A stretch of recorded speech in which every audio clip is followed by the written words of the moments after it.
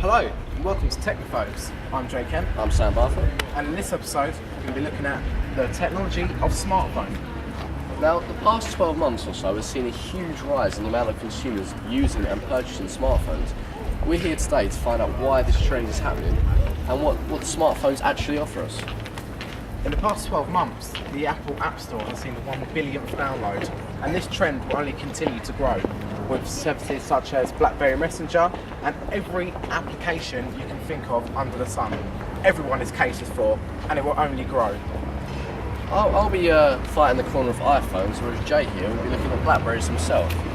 Now, we're going to look at several things with them. First of all, style, Simplicity, price, social networking and web browsing, and the availability on different contracts, which is quite a big issue because most phones these days statistically are shown to be bought on contract rather than outright. and in that case also look at which is the cheaper phone to go for. Exactly. So we're here today to go and look so you don't have to.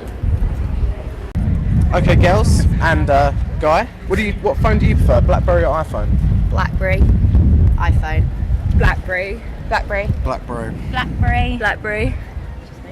I probably prefer the iPhone because you can store a lot more music on it and stuff like that.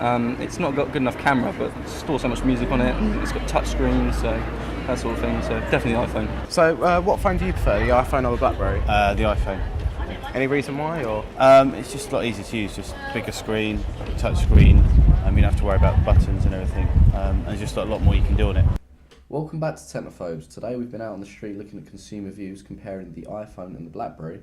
Now we're back in the studio to compare the two phones on a series of tests, and we're going to determine which one's the best.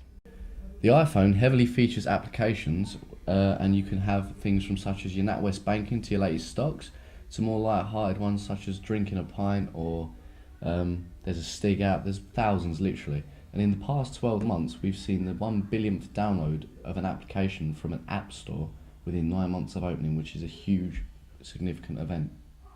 The iPhone does, when it comes to applications, have it all. Whereas compared to the Blackberry, it doesn't really have that many apps. I mean, it's not really an application phone. I mean, you've got the simple ones from the latest movies, some online banking, but apart from that, I mean, it's nowhere near as versatile or as good as the iPhone in this department.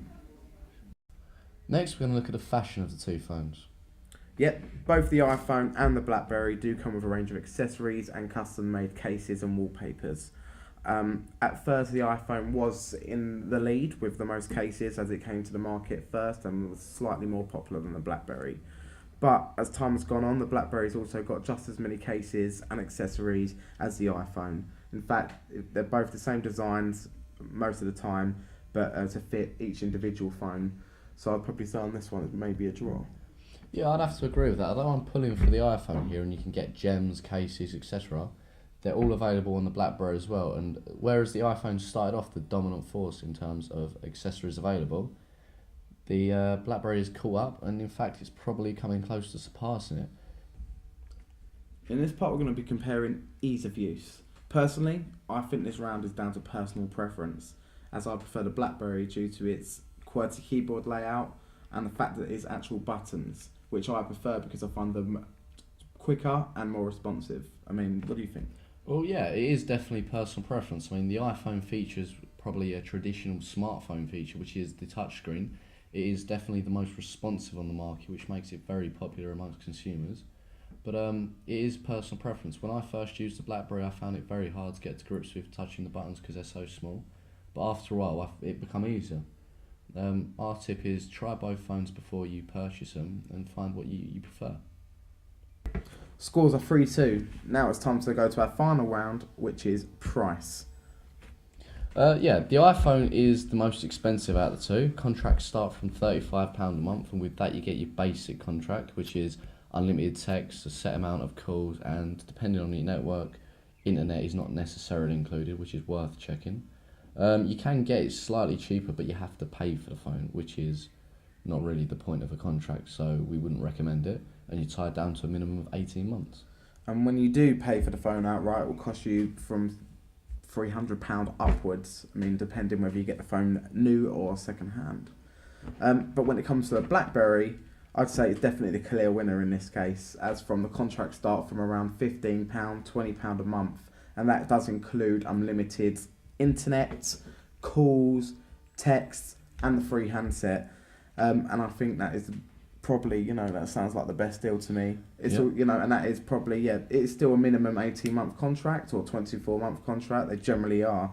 But the BlackBerry is also available on more networks than the iPhone is. Yep. So I'd definitely say that the BlackBerry, in this case, is a clear winner. In conclusion today, then, we've been unable to separate the phones with the scores tied with our tests. We'd recommend that you go to the high street, you look at both phones and you try them out for yourself. Yep, as Sam said, it's definitely down to personal preference. I mean, both phones do have their advantages and disadvantages. Therefore, I recommend that you go to the high street, definitely try out both phones, do some research, look at your price range, and definitely then make a decision from there. So it's a draw. We've been Technophobes, thank you for watching. And here's on what's next week's show. We're comparing Boombox To your personal CD Walkman.